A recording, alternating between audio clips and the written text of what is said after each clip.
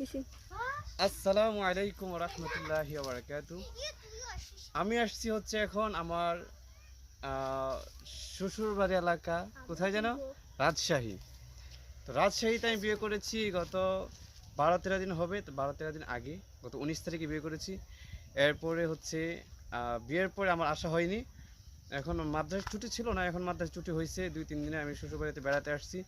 তো আসার আগে আমি ভাবিনি যে আমি এত সৌন্দর্য আমার শ্বশুরবাড়ি এলাকায় আমি দেখতে পাবো।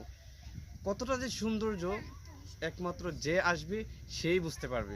একটু দেখাও, একটু ঘুরে দেখো, ওইদিকে ওইদিকে ঘুরো, একটু দেখেন। ওই পেছনে কাছে বেরিয়ে দিয়ে আসো।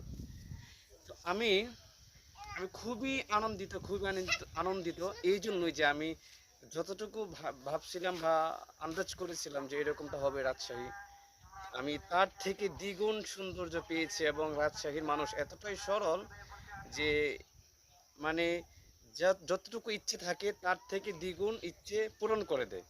আলহামদুলিল্লাহ, আমার শ্বশুর শাশুড়ি অনেক ভালো। আমার শ্বশুর শাশুড়ি যে ভাই বোনেরা, তাদের বাড়িতে বেড়াতে গিয়েছি, তারা অনেক আন্তরিকতা, তাদের মধ্যে অনেক ফ্রেন্ডলি আছে।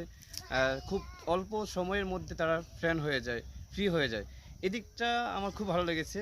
তো আরেকটা কথা না বললে হয় না, যে আমি তো বউ পাইছি, আমার যে শালিগুলো আছে এত কিউট। যদি আপনারা দেখেন গাইস, ইচ্ছে হবে আপনারা মোবাইলের ভিতর দিয়ে টান দিয়ে নিয়ে যেতে। আসো, এদিকে আসো, এদিকে আসো।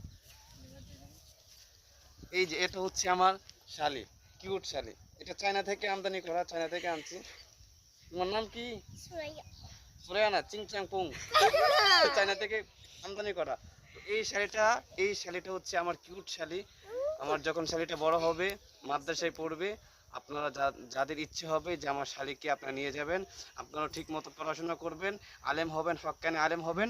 যদি হতে পারেন, একটা ভালো আলেম যদি হতে পারেন, তবেই আমি আমার চায়না থেকে আমদানি করা চিংচাং পুং শালিকে আমি আপনাদের হাতে দিয়ে দিব ইনশাআল্লাহ। তো ভালো থাকবেন, সুস্থ থাকবেন। আল্লাহ হাফিজ, টেক কেয়ার। আসসালামু আলাইকুম।